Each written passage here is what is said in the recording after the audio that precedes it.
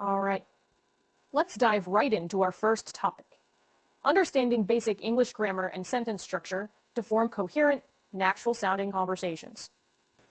Now, this may sound a bit intimidating, but trust me, it's not as complicated as it seems. You see, English, like any other language, has a certain structure, or a skeleton, if you will. This skeleton, or grammar, is what holds our sentences together and gives them meaning. Without it, our sentences would be like a pile of bones, all jumbled up and making no sense whatsoever. So, the first thing we need to get familiar with is the subject-verb-object structure. This is the backbone of English sentence formation. For instance, I love pizza. Here, I is the subject, love is the verb, and pizza is the object. Simple, right? Next up is the tense. It tells us when the action is happening, in the past, present, or future. For example, I loved pizza means the action happened in the past. I love pizza means it's happening right now. And I will love pizza suggests it will happen in the future. Also, remember that English is a subject-prominent language. This means that the subject of the sentence is often the most important part. It's usually who or what the sentence is about.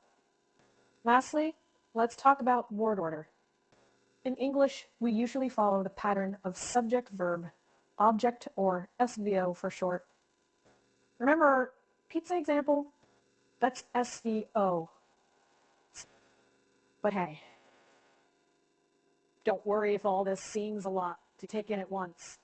The more you practice, the more natural it will feel.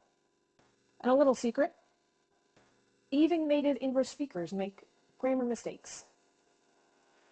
Shh. But don't tell anyone I told you that. Hope this short introduction to English grammar and sentence structure has been helpful. We'll delve into these concepts in more detail in the coming sections. So stay tuned for that. Moving on to our next topic, we'll now focus on learning common English idioms, phrases, and expressions used in everyday conversation. These little nuggets of language can really make your English sound more natural and fluent, almost like a native speaker. Idioms are groups of words whose meaning isn't obvious from looking at the individual words. They have a figurative meaning, which is different from their literal meaning. For example, when someone says they're feeling under the weather, they're not literally under any weather. What they mean is that they're feeling unwell or sick. English is full of such idioms. Take break a leg, for instance. No, it's not a violent command, but an unconventional way of saying good luck. Or consider once in a blue moon, which means something that happens very rarely. Then there are phrases and expressions that are commonly used in conversation. For example, by the way is used to introduce a new topic. I mean, to clarify something, and on the other hand, to present a contrasting idea. Expressions like long time no see, my bad, hang in there, or take it easy can give your conversations a casual, friendly tone. The key to learning these idioms, phrases, and expressions is exposure and practice. Listen to native speakers, watch English movies, or TV shows, read English books, or newspapers. You'll start to notice these idioms and phrases popping up everywhere. Make a note of them. Try to understand the context in which they're used, and then start incorporating them into your own conversations. Remember, language is a living, evolving entity. It's not just about grammar and vocabulary. It's about expressing thoughts, emotions, and ideas in a way that resonates with others. So, Don't be afraid to play around with these idioms and phrases, and in no time, you'll find yourself using them like a pro. So let's keep going, shall we? All right, now let's move to our third topic, developing listening skills to comprehend and respond appropriately in casual English conversations. This is a vital part of mastering the art of everyday English conversations. You see, conversation is a two-way street. It's as much about listening as it is about speaking. And in some ways, listening can be even more important.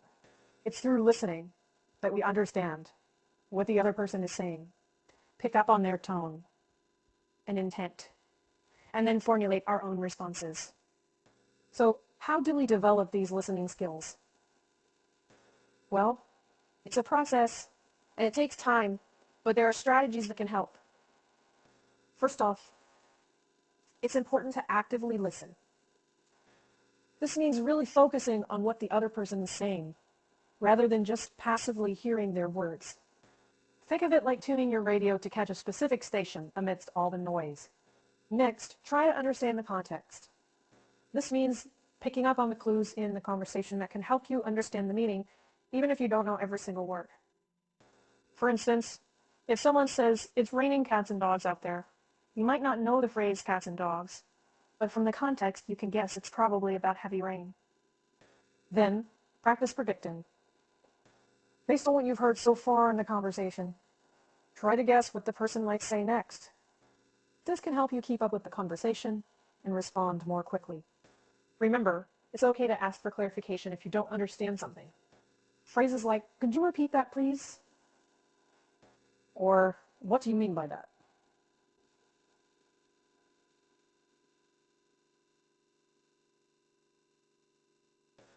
If you don't know that any of this is designed to make more acceptable, and finally, immerse yourself in the language.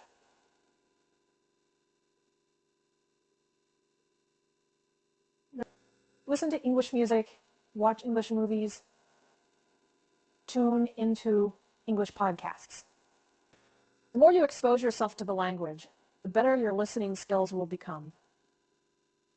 So remember, listening is a skill, and like any skill, it improves with practice. And so, keep at it. And before you know it, you'll be following along with casual English conversations like a champ. All right, ready to move on to the next topic? Let's go. Now, let's dive into our fourth topic, mastering the use of English slang and colloquial language to blend in with native speakers. Now, this is where things start to get really fun. Slang and colloquial language are like the secret codes of any language. They're the informal, everyday words and phrases that you won't find in your textbook English. But they're all over the place in real-life conversations. Let's start with slang. Slang is a type of language that consists of words and phrases that are regarded as very informal, are more common in speech than writing, and are typically restricted to a particular context or group of people. For instance, if you hear someone say, "I'm beat," they're not talking about being physically beaten up. What they mean is they're extremely tired. Then we have colloquial language, which includes words and phrases used in everyday speech, but not often found in formal writing. For example, gonna is a colloquial way of saying going to, and wanna is a colloquial way of saying want to. Now, I bet you're wondering, how do I master these? Well, it's all about exposure and practice. Watch English movies and TV shows. Listen to English music. Observe native speakers in conversation. You'll start noticing certain words and phrases that keep popping up, and those are probably your slang and colloquial language. But a word of caution. While slang and colloquial language can make your English sound more natural, it's also important to know when to use them. In a casual chat with friends, sure, go ahead and throw in some slang. But in a formal situation or a job interview, maybe not so much. So keep your ears open, listen out for these slang words and colloquial phrases, and don't be afraid to use them yourself. And remember, it's okay to ask if you don't understand something. After all, language learning is all about curiosity and exploration. All right, so are we good to move on to our final topic? Let's do it. And now we're at our final topic, practicing conversation strategies for various situations, including small talk, asking for clarification, and expressing opinions. Conversations aren't just about knowing the right words and grammar. They're also about knowing when to say what, how to keep the conversation going, and how to express your thoughts in a way that's clear, respectful, and engaging. Let's start with small talk. Small talk is the light, casual conversation we engage in when we're getting to know someone or when we're filling in the time. It's like the warm-up before the main game. Common topics include the weather, recent movies, or plans for the weekend. The key with small talk is to keep it light, friendly, and open-ended. Next, what do you do when you don't understand something or need more information? Will you ask for clarification? Of course. Phrases like, could you explain that a bit more? Or, what do you mean by that? Can be your best friends here. Remember, it's always better to ask and understand than to stay silent and be confused. And finally, expressing opinions. We all have different thoughts, perspectives, and viewpoints, and that's what makes conversations so interesting. When expressing your opinion, start with phrases like, I think, in my opinion, or I feel that, to clearly indicate that you're sharing your personal perspective. And remember, it's just as important to listen to and respect others' opinions, even if they differ from yours. And remember, the best way to get better at these conversation strategies is by practicing them in real-life situations. So don't shy away from striking up a conversation with a colleague, a neighbor, or even a stranger at a social event. You never know.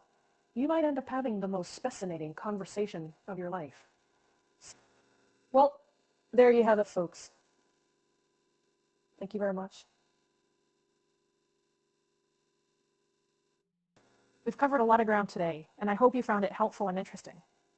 Keep practicing, stay curious, and most importantly, enjoy the journey of learning and mastering everyday English conversations. After all, language is not just about communication, it's about connection.